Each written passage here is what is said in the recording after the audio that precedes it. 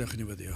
Diolch yn i ti o Dduw, unwaith eto am y fraint o cael dod ger dy fron. Ni'n cyflwyno'n hoedfa i ddofal di, ni'n galwan at i dywallt y lan ysbryd arno. Mi'n harwain i nerthu ni dyddoli di mewn ysbryd a gwirionedd. Tyr di'n plith, ni'n gofyn hyn o trwy enw ac eiddiant ein harglwydd Iesu Grist.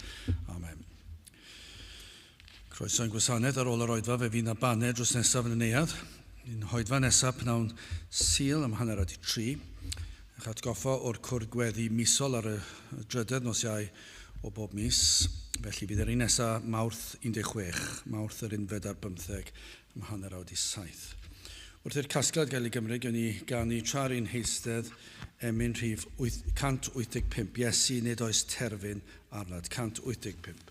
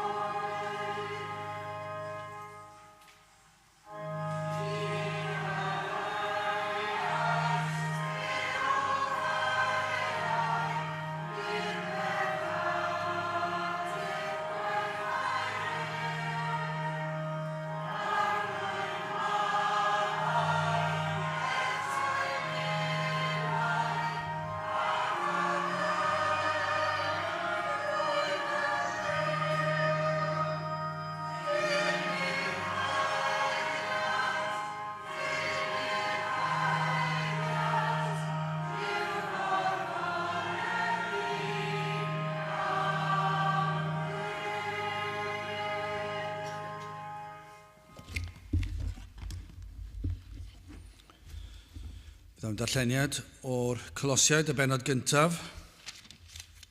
Epistol Paul at y Colosiaid, y bennod gyntaf ac yn dechrau darllen yn adnod 21. Colosiaid 1 ac adnod 21. Yn chwythau y rhai oeddech ddieithriaid a gelynion mewn meddwl trwy weithredoedd drwg, yr awr hon hefyd a gymododd fe, yng nghorff ei gnawd ef trwy farwolaeth, i'ch cyflwyno chwi yn sanctaidd ac yn ddifeus ac yn ddiargyhoedd ger ei fron ef. Os ydych yn parhau yn y ffydd wedi eich selio a'ch sicrhau ac heb eich symud oddi wrth obaith yr Efengyl, yr hon a glywsoch ac y bregethwyd ymysg pob creadur ar sydd dan y nef, i'r hon ymgwneithbwyd i Paul yn weinidog, yr hwn ydwyf y nawr yn llawanychu yn fy nioddefiadau drosoch ac yn cyflawni'r hyn sydd yn ôl gystuddiau Crist yn fy nghnawd i mwyn ei gorff ef, yr hwn yw'r eglwys. I'r hon ymgwneithbwyd i yn weinidog yn ôl gorychwiliaeth Duw, yr hon a roddwyd i mi tuag ato chwi i gyflawni gair Duw, sef y dirgelwch oedd guddiedig oesoedd ac cenedlaethau, ond yr awr hon a eglurwyd yw saint ef. I'r rhai, yr ewyllysio Duw hysbysu beth yw golyd gogoniant, y dirgelwch hwn ymhlith y cenhedloedd, Yr hwn yw Crist yn ochwi, gobaith y gogoniant. Yr hwn yr ydym ni yn ei bregethu, gan rybuddio pob dyn a dysgu pob dyn ym mhob doethineb fel y cyflwynom bob dyn yn berffaith yng Nghrist Iesu. Am yr hyn yr ydwyf hefyd yn llafurio gan ymdrechu yn ôl ei weithrediad ef, yr hwn sydd yn gweithio yno fi yn nerthol. Bydde bendit Duw ar ei hair sanctaidd Duw. Gyda'ch ni nawr droi at ein harglwydd mewn gweddi. Diolch i ni ti unwaith eto o Dduw am y fraint o gael dod ger dy fron, yn dod trwy heiddiannau dy fab a'n gwaredwr yr arglwydd Iesu Grist. I ni yn diolch i ti o Dduw y bod y ffordd wedi hagor, y bod yna y fynediad i ni, bod yna hawl i ni ddod i'th bresenoldeb o flaen dorseddfaen o ras, gan ein bod yn dod trwy'r hyn oll am nath Iesu Grist trosom ni, trwy ei fuddod ef yn dod i fyd fel hon, trwy ei fywyd perffaith yn cadw'r ddeddf yn llwyr. Ac yna o Dduw wrth iddo farw ar y groes yn cael ei gosbi yn ein lle ni ac iddo atgyfodi yn fuddugoliaethus. I ni yn llawenhau am yr Efengyl Sanctaidd, am yr fuddugoliaeth sydd i ni yn yr arglwydd Iesu Grist. Bod yna ffordd i ni ddod o'th flaen, yn gwybod y fod yn ein clywed, yn ein gwrando, rwy ti yn ateb ein gweddiau o Dduw, hyd yn oed cyn i ni ei gofyn. Ac felly o Dduw, i ni yn dod yn hyderus i oedfa fel hon, ac yng ngolwg y byd i ni'n edrych yn wan, ac yn ddinod, ac does dim pwrpas yn ôl y byd i ddod mewn i adeilad fel hon, ar brynhawn sul, lle gellir gwneud gymaint o bethau eraill. Ond o Dduw, mae e'n llenwi'n cylonau ni a hyder a llawenydd o feddwl dy fod ti wedi trwy dy ragluniaethau rhyfedd trefnu fod y fath oedfa ar y fath bryd, ar y fath adeg yn yr oes hon i ni'n byw ynddi, yn yr oes sydd wedi troi cefn yn llwyr ar dair di. Ac eto o Dduw yr wyt ti yn gwybod wedi trefnu yr oedfa hon. Ac felly o Dduw i ni'n gwybod dy fod wedi ateb ein gweddiau ni cyn i ni ofyn, y byddi di yma yn ein plith ni. Ac o Dduw, y byddi di yma mewn ffordd nad i ni wedi brofi o'r blaen. Y bydd yna rhyw bresenoldeb rhyfedd o Dduw. Y bydd yn bresenoldeb i ni wedi ddarllen amdano efallai, yn gwybod ym hanes ein gwlad y fod wedi bendithio ni mewn ffyrdd tebyg, ond o Dduw y cawn ni brofi hefyd rhywbeth tebyg. Os nad mwy, y byddi di yn dod lawr yn nerth yr ysbryd glân, ac y byddi di yn ein diwygio ni, dy blant, ac yn ein dod â ni yn ôl i'r man lle dylsen ni fod. Madden ni ein bod ni wedi crwydro, madden ni bod ni wedi colli'r weledigaeth, madden ni nad ydyn ni wedi sefyll fel ag y dylsem ni, madden ni bod ni'n ofni beth y mae dyn yn ei feddwl, madden ni bod ni'n ofni beth y mae'r rhai sy'n proffesu yn ei feddwl. O Dduw, gad i ni sefyll, beth bynnag yw'r gost, helpa ni o Dduw i fod fel hyn, gad i ni fod yr hyn rwy ti am i ni fod. I ni yn gweddio o Dduw y bydde di yn gweithio yn erbyn yr un drwg, hyd yn oed yn ystod yr oedfa hon. I ni yn ymwybodol o'r frwydr o Dduw ac yn gweddio bydde di yn rhwystro Satan ei hun, rhag dod â fwy o niwed i'th dystiolaeth di yma yn y lle hon ac yn ein gwlad ni. O Dduw, i ni'n gweld gymaint o droi cefn wedi digwydd, ond o Dduw yr wyt ti yn abal, i'n diogelu ni, yn bendithio ni, ein nerthu ni. I ni felly'n gofyn i ti'n cynhesu ni nawr. Gad i ni brofi'r cynhesrwydd sydd yn yr Efengyl. Gad i'n calonau ni lamu oddi fewn i lawenhau gydag llawenydd y tu hwnt i ddisgrifiad. Gad i ni brofi'r heddwch yn un awyr y byd amdano. Felly o Dduw tyrd lawr ein plith. Arwain ni yn ein haddoliad, nertha ni yn ein haddoliad, rho disgwyliadau mawr i ni yn ein calonau ni. Y gellu di gwneud pethau mawr tu hwnt i pob breuddwyd sydd gennym. Felly o Dduw, bendithio ac arwain ni nawr, i ni'n gofyn hyn oll, trwy enw ac heiddiant ein harglwydd Iesu Grist. Amen.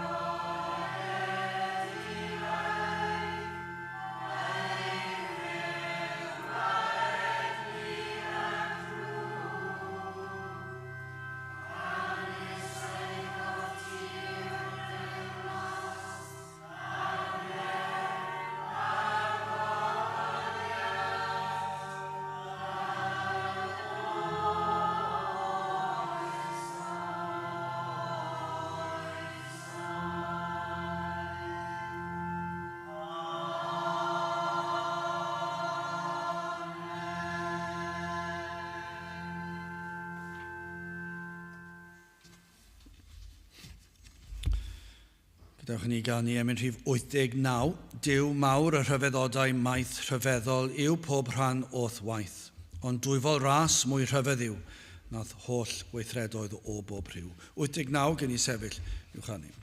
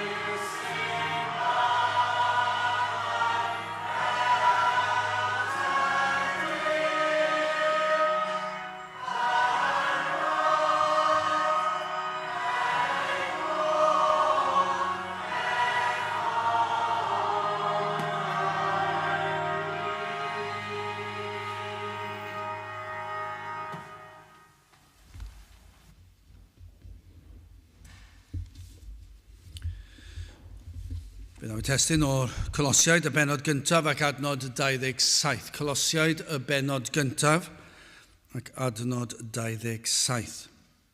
I'r rhai, yr ewyllysio Duw hysbysu beth yw golyd gogoniant y dirgelwch hwn ymhlith y cenedloedd, yr hwn yw Crist yno chwi, gobaith y gogoniant. Nawr bod yn gallu darllen llyfrau hanes, ac mae yna am wlad sydd â llyfrau hanes, mae'n gwlad ni yn sicr, mor fach, am ddylanwad mae'n gwlad ni wedi cael, ac llyfrau hanes yn mynd ôl canrifoedd ar ganrifoedd, llawn perlau, hanesion.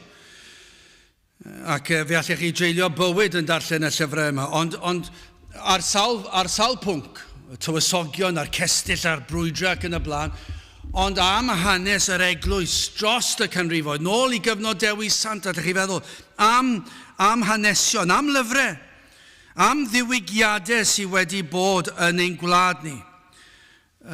Rhaid dweud mwy o fendith wedi bod ar ein gwlad ni yma yng Nghymru nag unrhyw wlad arall yn y byd ers cyfnod Israel yn y Testament Newydd.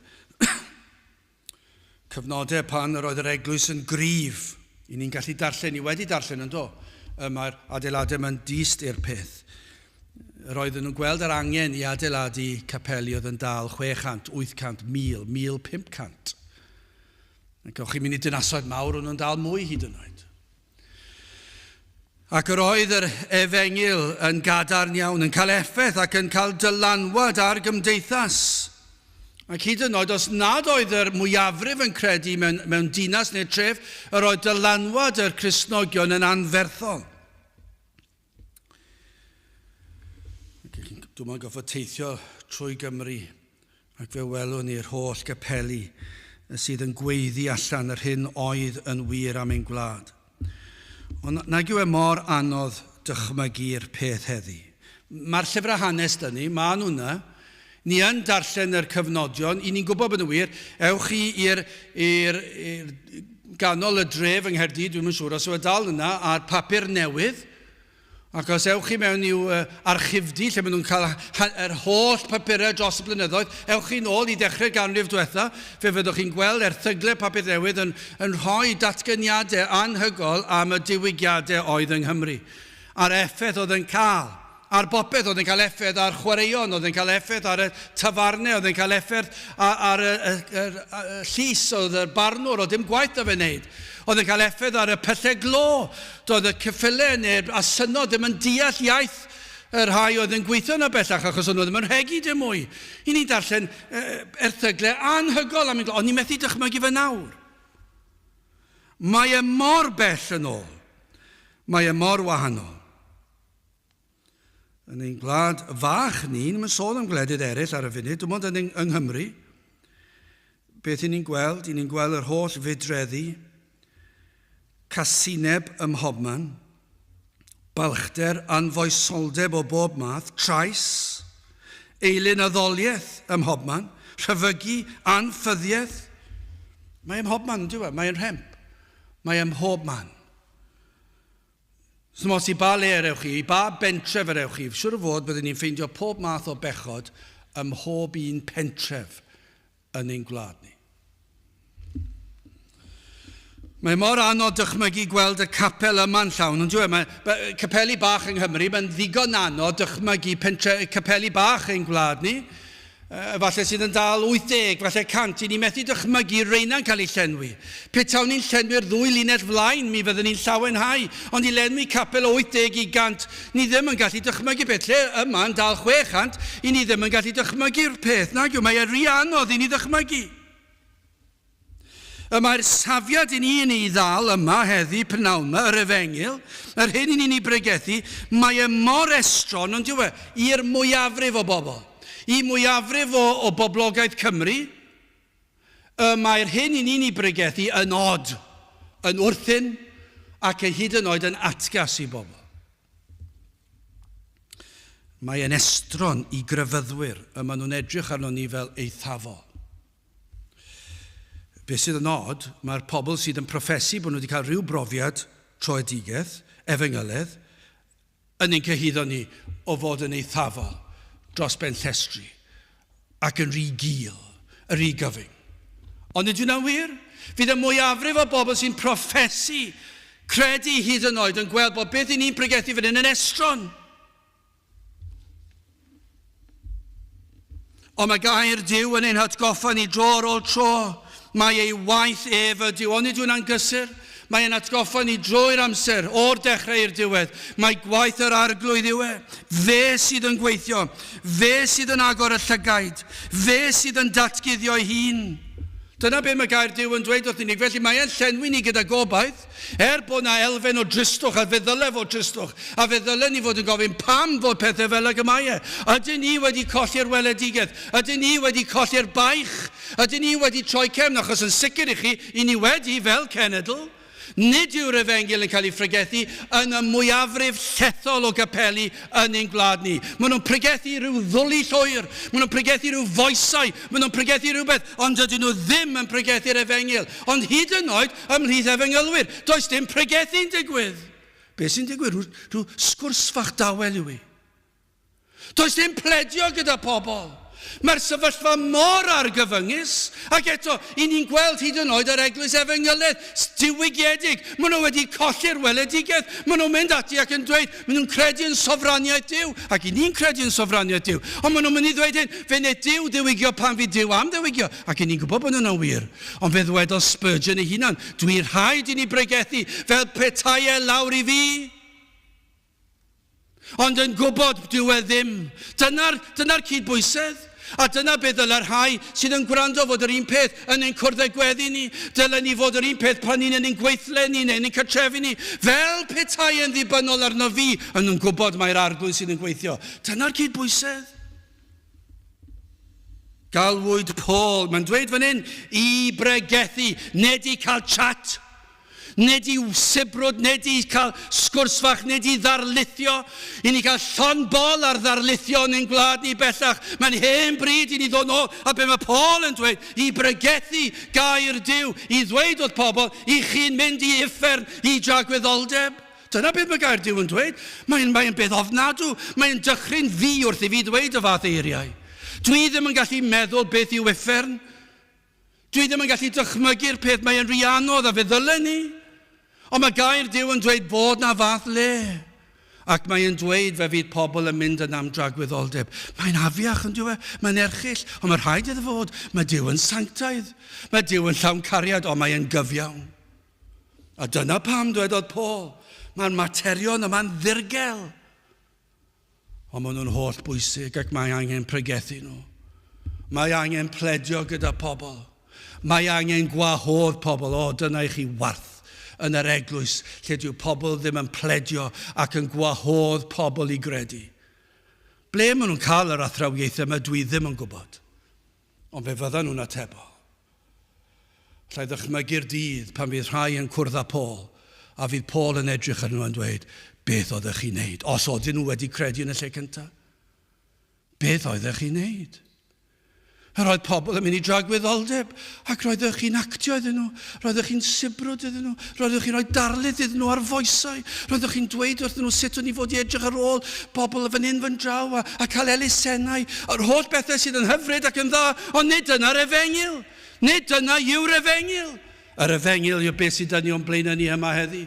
Felly yn gyntaf, hoffwn ni edrych ar y dirgelwch yma, yn ail y datguddiad yma, ac yn drydydd y dyfodol. Wel, yn gyntaf y dirgelwch, gwrandewch ar yr adnod yma, adnod 25 a 26. I'r hon ymgwneithbwyd i Paul yn weinidog yn ôl gorychwiliaeth Duw, yr hon a roddwyd i mi tuag ato chwi i gyflawni gair Duw, sef y dirgelwch oedd guddiedig oesoedd ac cenedlaethau, ond yr awr hon a'i glirwyd i'w saintef. Yr oedd yn ddirgelwch, ac mae dal yn ddirgelwch i raddau. Gellir dweud yr oedd yr Efengyl yn ddirgelwch i'r cenhedloedd. Hynny yw i bob cenedl sydd ddim yn ei ddewon, yn Israel, i bob un arall, y cenhedloedd, pob cenedl arall, yr oedd yn ddirgelwch, ond i raddau, yr oedd yn ddirgelwch i'r Iddewon hefyd o leiaf yn rhannol, achos fe welsodd yr Iddewon, fe welsodd nhw rhywfaint o'r Efengyl. Ond nid o fe rhoddodd Duw ei air iddyn nhw. Trwy ddarluniau, cysgodion. Ond fe gafon nhw fe Yr oedd yna, ac ni'n gallu gweld, mae'n ddigon clir, ond ydyn nhw, mi roedd na elfen o ddirgelwch, a gallwch chi ddweud roedd na ddirgelwch yno, o ran roedd yn guddiedig iddyn nhw. Mae'n dweud sef y dirgelwch oedd guddiedig oesoedd. Doedden nhw ddim yn ei weld yn llawn. Ond am ddirgelwch ydoedd. Ond pan ddath Crist, gellir dweud datguddiwyd yn llawnach. Yr oedd y dirgelwch ddim yn ddirgelwch yn yr un ffordd bellach, nawr fe ddatguddiwyd y cyfan. Yr oedd y cysgodion a'r darluniau a gafodd ei roed i'r Iddewon, nawr yn dod yn fwy clir. Yr oedd yn glir o'r blaen, allech chi ddweud, ond oedden nhw'n mynd i weld yn llawn. Ond pan ddath Crist, am lawnder oedd yno. Mae dirgelwch yn rhywbeth i ni'n gyfarwydd ag os i ni'n dweud i ni yn y dirgel, neu rhywbeth felly, ni'n deall be mae'n ei olygu. Dirgelwch yn rhywbeth sydd wedi gadw ohonom, dydyn ni ddim yn ei weld e. Ni ddim yn ei ddeall, mae angen rhywun i esbonio'r peth i ni. Os oes rhywbeth yn dirgelwch, o'n i yn yr ysgol, ac oedd mwyafrif o bynciau'n dirgelwch i fi, mi fydde hwnna'n dist yn fy adroddiad blynyddol. Mi fydde'r athrawon yn dweud, credu bod Ffrangeg yn dirgelwch i hwn. Dwi'n ddim yn ei ddeall, mathemateg yn sicr. Yn enwedig pan yn dod i amser arholiad, o'n i'n edrych ar y pethau yma ar y papur yn meddwl, wel, mae hwn yn dirgelwch llwyr. Oedd angen esboniad yna fi. Oedd eisiau rhywun i ddangos i fi. Dyna beth yw dirgelwch, ni ddim yn ei ddeall e. A mae un yn y tywyllwch, methu dyrnad. Ac oherwydd hyn, yn aml mae pobl yn troi cefn ar rhywbeth, ond dyn nhw. Pobl yn troi cefn ar bynciau, achos ddim yn ei ddeall e. Ffiseg yn un arall, o'n i'n gweld hwnna'n dirgelwch, ac felly o'n i'n mwy na balch i troi cefn ar ffiseg. Falch pan dath y wers olaf yn yr ysgol. Troi cefn, o'n i ddim yn ei ddeall e, felly dwi ddim eisiau rhoi amser iddo mwyach. Dyna beth mae dyn yn ei wneud. Dyn nhw ddim yn deall materion ysbrydol. Maen nhw yn y dirgelwch, ac felly maen nhw'n troi. Ddim yn fodlon rhoi amser. Dyna welwyd ymhlith yr Iddewon a wrthododd gair Duw. Yr oedd na ddiffyg deall, yr oedden nhw yn y tywyllwch, yr oedden nhw'n galed, yn farw. Ac yna, be wnaethon nhw? Fe wnaethon nhw greu gafon nhw gair Duw wedi'r hoed iddyn nhw. Ond be wnaethon nhw? Fe wnaethon nhw greu crefydd o fewn crefydd. Fe greu nhw Iddewiaeth. Ac yna fe gafodd y Phariseiaid eu cyfresu o reolau mwyn plesio'i Duw nhw. A dyna welwyd yn y cenhedloedd y gwledydd eraill yn y byd, gan na ddeallant yr ysbrydol, ni welant yr hyn oedd gair Duw yn ei ddweud, ac felly beth maen nhw'n wneud? Beth oedd holl wledydd y byd yn wneud? Fi'n gwybod bod hwn yn creu darlun o'r holl byd mewn chydig o frawddegau, ond mae'n wir. Fe wnaethon nhw greu eu syniadau eu hunan, gan eu bod nhw yn y tywyllwch. Fe ddaw dyn i'w gasgladau eu hunan, fe wna reolau eu hunan, sydd yn lleddfu'r boen o fod yn y tywyllwch, o beidio gwybod beth mae e fod i wneud, yr ansicrwydd o fywyd ac o farwolaeth, ac felly daw a syniadau ei hun. Fe ddaw a defodau ei hun, seremoniau ei hunan, crefyddau ei hunan, dyna yw hanes y byd. Fe greu dyn ddelwau i blygu i'w haddoli yn y gobaith y bydd yn ddigonol yn y pen draw. Ewch i unrhyw rhan o'r byd, ac fe welwch chi bobl yn plygu lawr i addoli rhywbeth. Bob man. Bob un man. I ni'n ei weld y heddi. Dyn yn ceisio atebion ond ddim yn gwybod ble i droi. At bwy i holi. Chi'n clywed y fwy nawr? Ni'n clywed mwy am y ryfeloedd mawr a bygythiadau o ryfeloedd mawr, ac yna chi'n gweld y diffyg arian a'r diffyg help i'r sâl, a chi'n gweld y problemau yn y byd iechyd, a chi'n gweld yr holl beth yma, a chi'n gweld pobl, a chi'n clywed nhw'n siarad, chi'n clywed fwy, a maen nhw'n dweud, beth sydd yn mynd ymlaen? Beth yw'r ateb? Dyn nhw ddim yn gwybod beth yw'r ateb i unrhyw beth. Ond maen nhw yn y tywyllwch ym mhob agwedd o'i bywyd nhw. Mae llawer wedi arbrofi mewn sawl maes, ond os ydyn nhw'n onest ac yn cydnabod y gwirionedd, nid yw'r pethau maen nhw wedi arbrofi ag yn llenwi'r gwacder. Ond nid yw ni'n gweld hynny, ni'n gweld e trwy'r amser. Nid yw dyn yn gwybod. Dyn nhw'n gwybod sut i ateb, sut i lenwi eu bywydau. O'n i'n meddwl y dydd o blaen, wrth i'w baratoi hyn, o'n i'n meddwl am rhyw flodyn o tu fas, ac un o'r penawma, lle chi sôn am adar, weles i aderyn tu fas i'r ffenest, o'n i wedi symud yr hyn sydd yn bwydo'r adar i'r goeden tu fas i ffenest y gegin, a fydd Titw Thomas Las.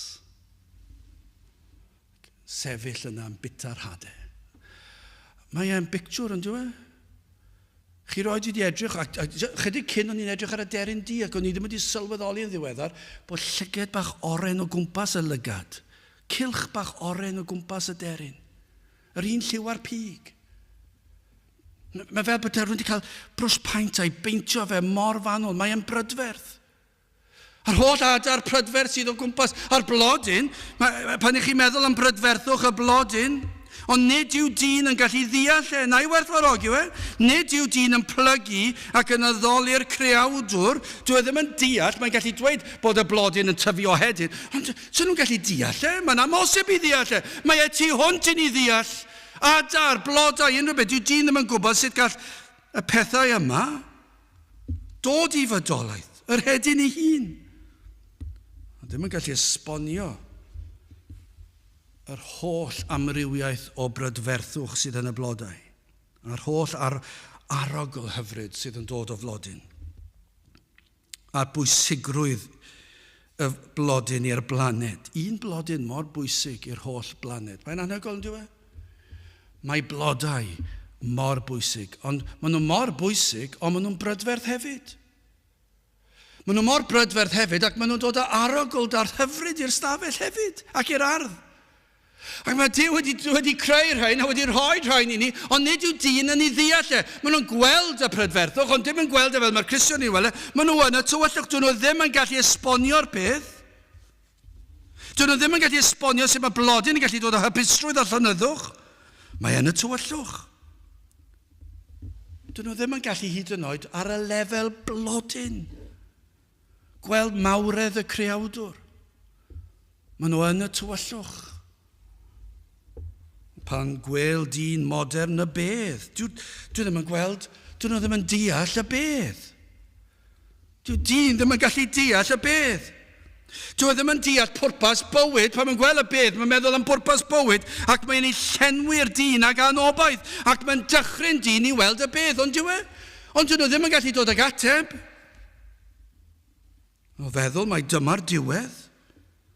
Ond mae yna rhywbeth ynddyn nhw sydd yn gwybod mae'n nid dyma'r diwedd, ond maen nhw eisiau fe fod y diwedd. Ond wedyn, pan maen nhw'n meddwl dyma'r diwedd, mae'n ei llenwi nhw ag anobaith. Pam yn i yma te? Pam yn i ar y ddear? Dyn nhw ddim yn gallu ateb. Maen nhw yn y tywyllwch. Beth i ni'n gweld? Pan mae dyn yn dod wyneb yn wyneb ar bedd, mae'n rhedeg i ffwrdd. Beth i ni'n gweld? Mae'n angladdau. Dathliadau. Dyna beth mae dyn yn neud. Beth yw e? Rhedeg i ffwrdd o'r tristwch, o'r reality, o dragwyddoldeb. Nid yw dyn am ddod wyneb yn wyneb ar beth. Beth maen nhw'n neud? Maen nhw'n dathlu. Ac ar ôl dathlu, maen nhw'n mynd i'r dafarn. Ac ar ôl mynd i'r dafarn, maen nhw'n yfed. Ac ar ôl yfed, maen nhw'n yfed gormod. Ac yna, maen nhw'n anghofio, ac maen nhw'n chwerthin, tra maen nhw'n cofio, maen nhw'n sydd i marw. A na fydd gyda nhw byth eto, ac maen nhw'n dathlu, ac maen nhw'n yfed, ac maen nhw'n meddwi ambell waith mae'n diweddu la mewn rhyw ymladd neu beth bynnag, dwi ddim yn gwybod ambell waith dim bob tro, ond mae'n rhedeg i ffwrdd, mae dyn yn aml yn rhedeg i ffwrdd, ddim am ddod wyneb yn wyneb, ni eisiau anghofio cyn gyntaf ag y gallwn ni, achos mae'n meddwl am mynd i dragwyddoldeb, a na, sa eisiau meddwl am dragwyddoldeb, diwedd, beth diwedd dyna fe, cario ymlaen, anghofio amdano fe nawr.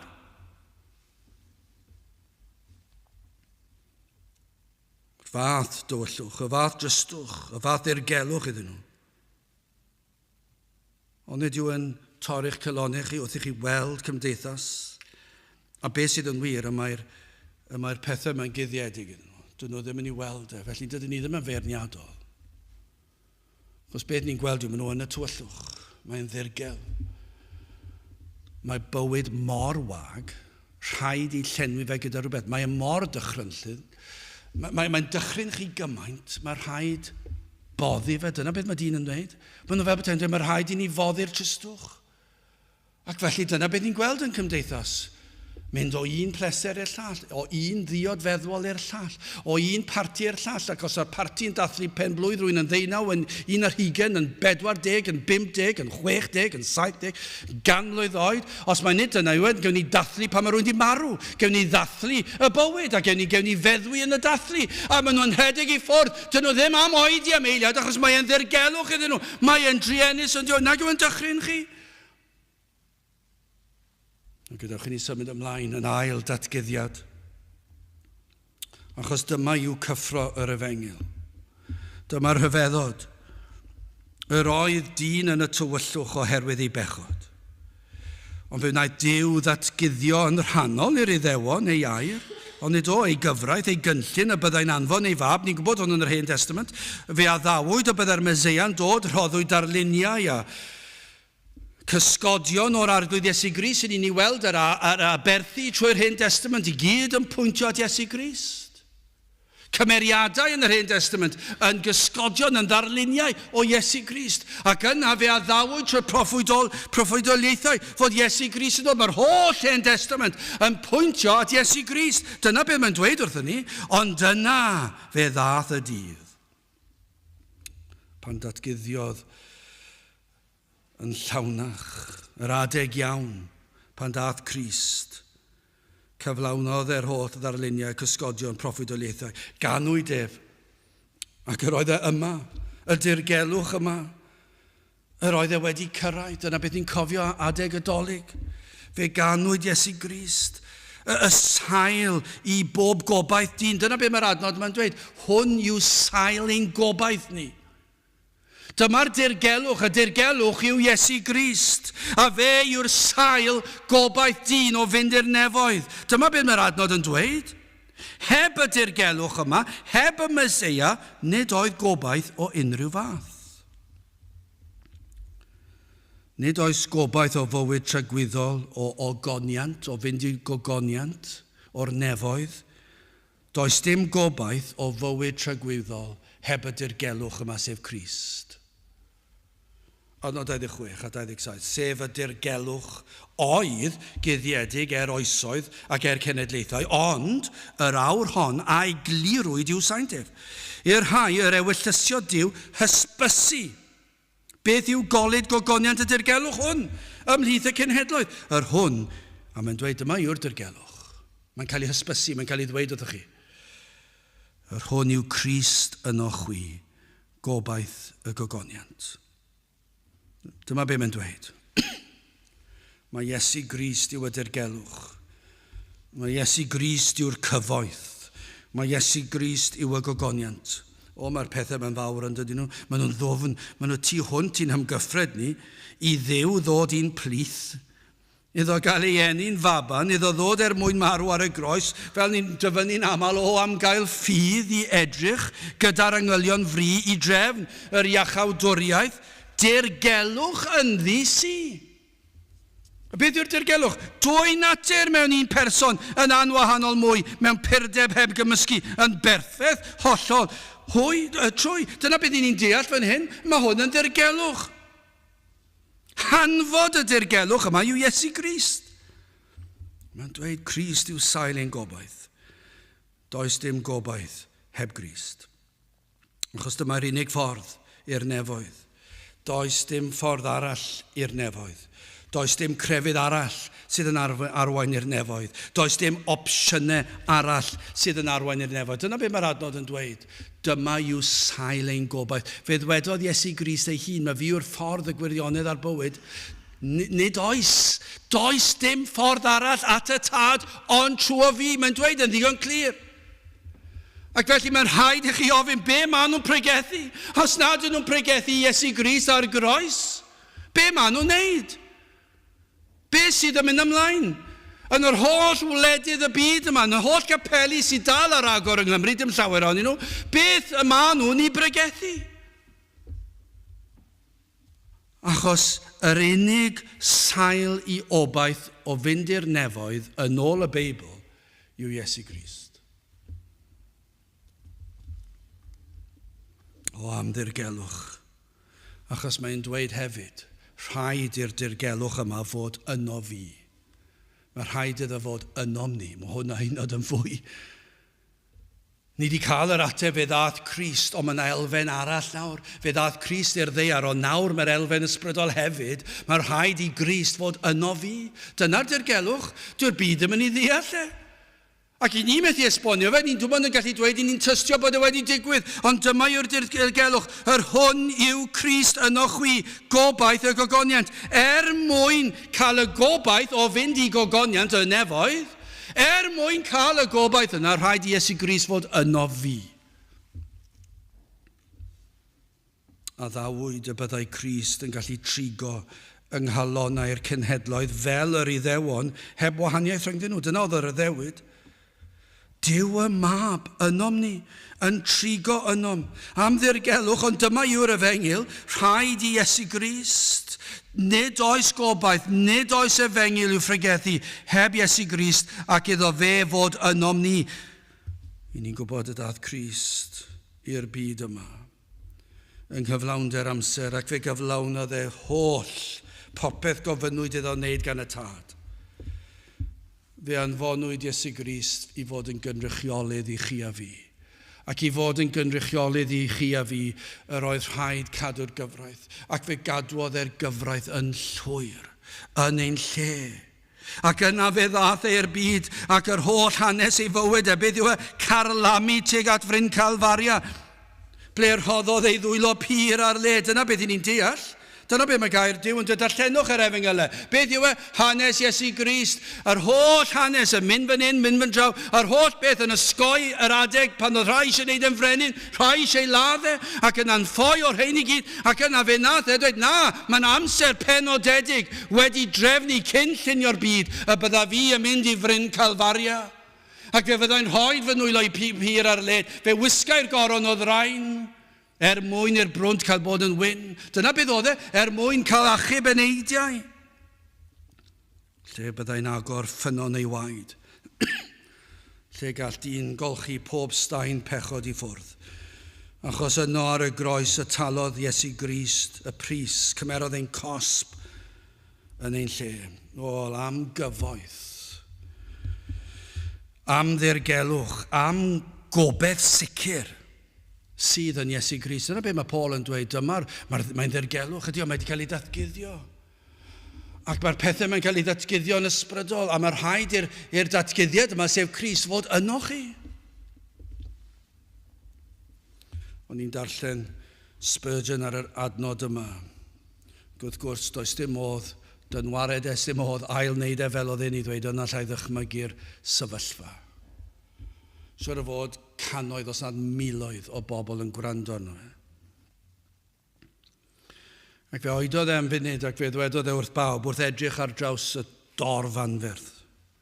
Fe ddwedodd e, dychmygwch i rhywun sydd yn sal ac efallai'n sal iawn ac am mynd i weld doctor a mae'n clywed am doctor arbennig sydd yn arbenigo, nid dim ond yn arbenigo, mae pobl wedi elwa ac wedi gwella o'r afiechyd yma sydd efallai'n angheuol. Dwi ddim yn dweud hynny, dwi'n yn credu wrth y bregethion allai dychymyg, efallai roedd e'n angheuol ac roedd y claf yma yn dod at y diwedd ac yn meddwl, does dim gobaith i mi wella. Ac felly mae'n mynd teithio, ac mae'n mynd falle teithio oriau, ac mae'n cyrraedd y feddygfa ble mae'r doctor yn gweithio, ac mae'n mynd at y cwmter, a mae rhywun tu ôl y cwmter yn cymryd eich enw chi ac yn dweud, oes y pwyntiau ydych chi, neu os yw e fel yn y wlad yma, chi ar y ffôn am tua 15 awr yn trial dod trwydd iddyn nhw, ac yn y diwedd efallai'n cael rhywun, a chi'n cael gweld rhywun mewn tua mis, ond efallai yn yr achos yma, fan hyn, mi fyddech chi'n cael, yn dod lan, a mae'r person tu ôl y cwmter yn dweud, byddech chi'n cael ei weld pnawn yma, ond dwi ddim yma. A mae wedi teithio oriau. Mae wedi teithio oriau i weld y doctor. Ac mae siom ar ei wyneb, achos mae'n gwybod mae'n sal iawn. Ac mae'n disgwyl iddo fynd, ond yna mae'n dweud, na, dwi ddim yn mynd nawr, dwi'n ddifrifol wael, mae rhaid i fi weld y doctor. Ond dwi ddim yma. Ond mae'n dweud, paid a phoeni, fe steddau lawr yn yr lle chi'n aros. Mae yna gader eswyth yna, fe'r hosau iddo fe ddod nôl, ond falle fydd e ddim nôl heddi, sy'n ot dwi'n aros. Ac yna mae'r person yn dod lan yn gweld yn eistedd ar ôl tipyn ac yn dweud, Wel, mae na gynorthwydd yma. Nid y doctor yw, ond mae e'n meddwl y byd o'r cynorthwydd yma. A mae e wedi gweld y doctor wrthi'n aml yn delio â cleifion a gei di weld fe os ti eisiau ar ôl 2 awr falle o aros. Ond mae'r claf yn dweud, na, dwi ddim yn mynd i weld cynorthwydd. Dwi eisiau gweld y doctor ei hun, achos mae e'n gwybod am fy afiechyd i. Mae'n gwybod fy hanes i, mae'n gwybod fi di anfon yr hanes yma, mae'n gwybod popeth amdano fi, mae'n gwybod y cyfan, a mae wedi delio gyda degau os nad cannoedd o gleifion ac wedi gwella nhw. Dwi ddim eisiau cynorthwydd, dwi eisiau'r doctor. Dwi ddim na.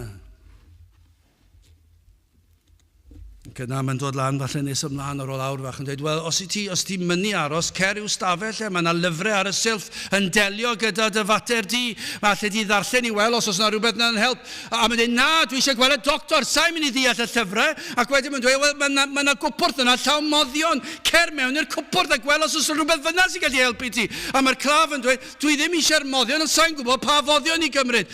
A mae'n mynd ymlaen fel hyn, dwi gorfod gweld y doctor ei hun.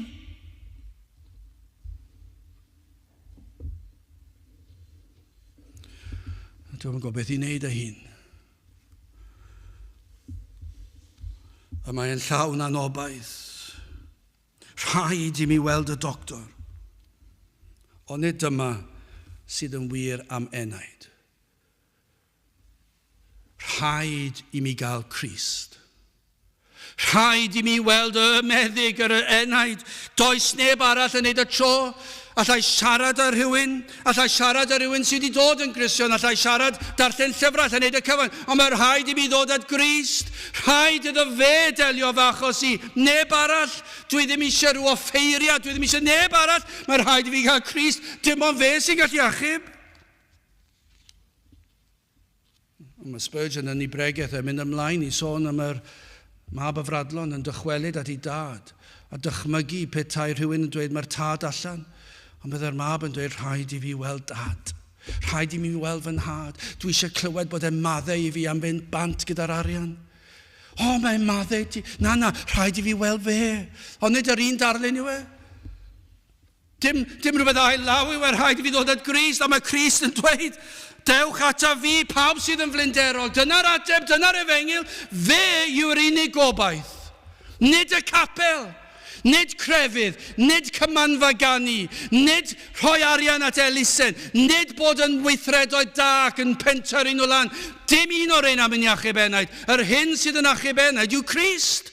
Rhaid iddo fe fod sail ein gobaith ni. Fe yw'r unig gobaith. Os nad ydych chi wedi dod at droed y groes, os nad ydych chi wedi dod at Grist, yna chi ddim yn Gristion. Allwn ni ddweud na'n glir, mae'n ddigon hawdd. Crefyddwyr Cymru, dydyn nhw ddim yn Gristnogion os nad ydyn nhw wedi dod at Grist. Bob crefydd y byd, os nad ydyn nhw dod at droed y groes, rhaid dod at Grist. Dyna be mae Paul yn dweud, fe yw sail ein gobaith ni.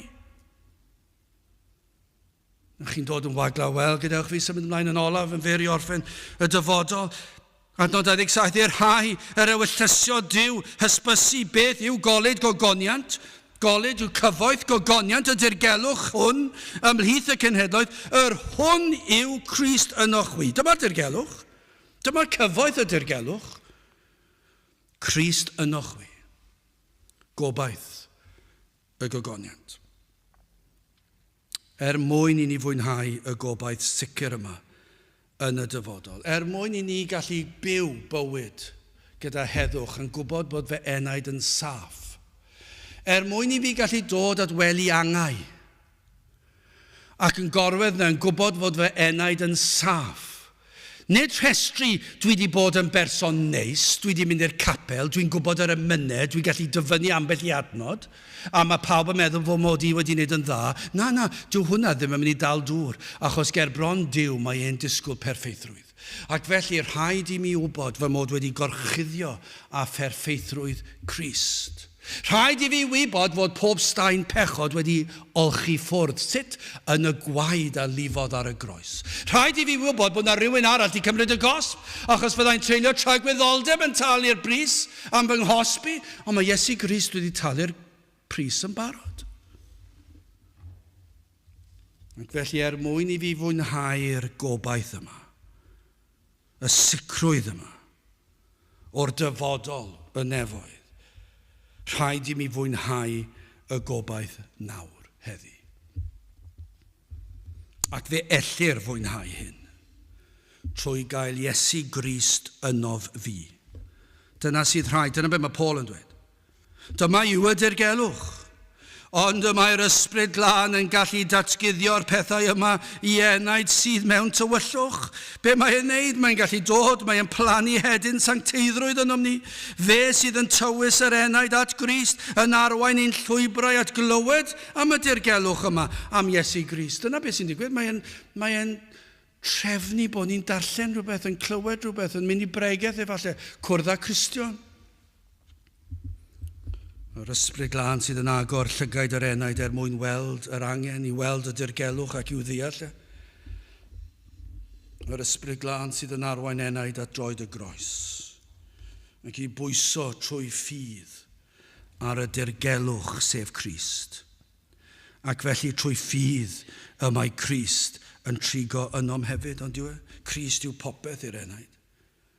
Nid yw bellach yn pwyso ar ei ymdrechion, ar ei grefydd, ar ei enw da. Fe wel mae Iesu Grist yw popeth. Fe wel mae Iesu Grist yw y nefoedd, y gobaith yma. Cael bod gyda gef hi tragwyddoldeb. Fe all edrych ymlaen at y dydd pan bydd ei ffydd yn diflannu ac fydd yn troi'n olwg. Mae'n edrych ymlaen at y dydd pan y sych ei waredwr pob deigrin ymaith. Dyna beth yw'r diwrnod yna. Dyna'r gobaith. Fod yna dydd yn dod pan fydd Iesu Grist yn sychu pob deigrin I ffwrdd. Pan y caiff gorff gogoneddus, pan y caiff orffwys o holl dreialon a brwydrau ysbrydol. Gai ofyn I orffen. A ydych chi am iddo ddod atoch ynoch chi, fel mae Paul yn dweud. A dyna eich awydd chi. Oes yna rhywun efallai sydd yn gwrando, sydd yn teimlo dyma mae'n ddirgelwch, ond dwi'n dechrau deall. Dwi'n dechrau gweld mae fy llwybrau yn cael ei arwain at droed y groes. A chi'n clywed be mae Iesu Grist wedi wneud I chi. A ydych chi yn dymuno I Grist trigo ynoch chi. Wel, beth ych chi fod I wneud darostyngwch eich hun te? Trowch eich cefn ar eich balchdered I farhewch o'ch pechod. Beth arall chi fod I wneud? Wel, dewch yn waglaw. Peidiwch a dod gyda bwcedi o gweithredoedd da chi wedi wneud, does dim un o'n nhw. Yn ôl Gaerdyw, mae'ch gorau chi fel bratiau bydron. Dewch yn waglaw. Sychedwch amdano. Newynwch amdano. Onid yw Iesu Grist am wybod, am weld eich bod yn dyheu amdano? Onid dyna beth yw e? Mae Iesu Grist am weld eich bod yn sychedu ac yn newynu, yn dyheu amdano fe. Felly wrth ddod yn waglaw, yn ddarostyngedig, ac wrth ddod fel hyn, a gweld y fath gyfoeth ar y groes. Ac wrth weld be mae Iesu Grist wedi wneud, yn cyflawni'r gyfraith yn llwyr, yn cymryd y gosb ar y groes. Mae e'n dod ac yn trigo ynoch. Sut? Wel, ni wedi trial esbonio fod yr ysbryd glân yn plannu hedyn o fywyd. Ni'n gallu esbonio'r pethau fel hyn, ond mae e'n ddirgelwch, ond mae e'n digwydd. Wrth ddod, mae e'n rhoi ffydd. Chi gallu esbonio'r peth? Na, fedrwch. Ond beth sy'n digwydd yw, mae'r baich yn syrthio I ffwrdd. Mae'r gallu'n cael ei rhoi I chi ymddiried eich enaid hyd tragwyddoldeb. Ac bob tro mae Satan yn atgoffa chi o'ch pechodau, beth ych chi'n neud chi'n pwynt at Grist. Ac dweud mae Iesu Grist wedi marw yn fy lle. Mae wedi cyflawni'r gyfraith yn fy lle. Fedrai ddim fod yn berffaith, ond mae Crist wedi. Fedrai ddim talu'r pris am fy mechod, ond mae Iesu Grist wedi gosbi yn fy lle. Mae Iesu Grist wedi fy ngolchi fi'n lan, mae wedi rhoi clogi'n cyfiawnder I mi. A fe brofodd bod wedi ennill y frwydr yr atgyfododd trydydd dydd. A chi'n gwybod beth, mae'n eiriol drostai nawr yn y nefoedd. Dyna beth mae Christ wedi wneud. Ac felly, na gyd sy'n rhaid ni'n wneud i pwyntio at Christ. A pan ddaw yr anadl olaf, pan i ni'n gorwedd ar y gwely angau, fe fyddwn ni'n gallu gorwedd yna a dweud, Iesu Grist yw popeth i mi. A sy'n rhaid i chi fynd trwy unrhyw beth arall. A chi'n dweud ar beth i chi'n pwyso. Chi'n dweud ar Grist ac arno fe yn unig. Dyna yw sail fy ngobaith. Felly gai ofyn i chi a yw Iesu Grist yn bopeth i chi.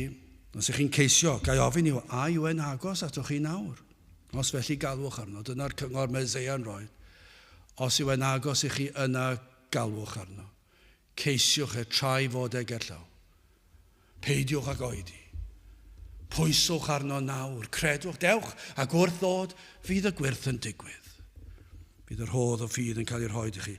I'r rhai, yr ewyllysio Duw hysbysu beth yw golyd gogoniant y dirgelwch hwn, ymlith y cenhedloedd.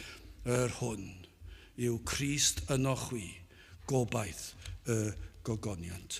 Gadewch i ni weddio.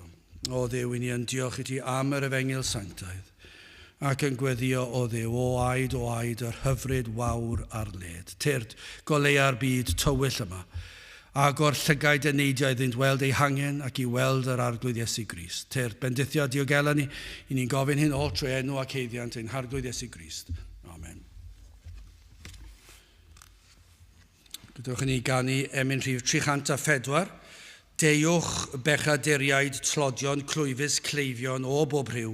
Crist sy'n barod i'ch gwaredu, llawn tosturi yw mab Duw, nac amheuwch, abl ac ewyllysgar yw. 304, gen i sefyll i'w chanu.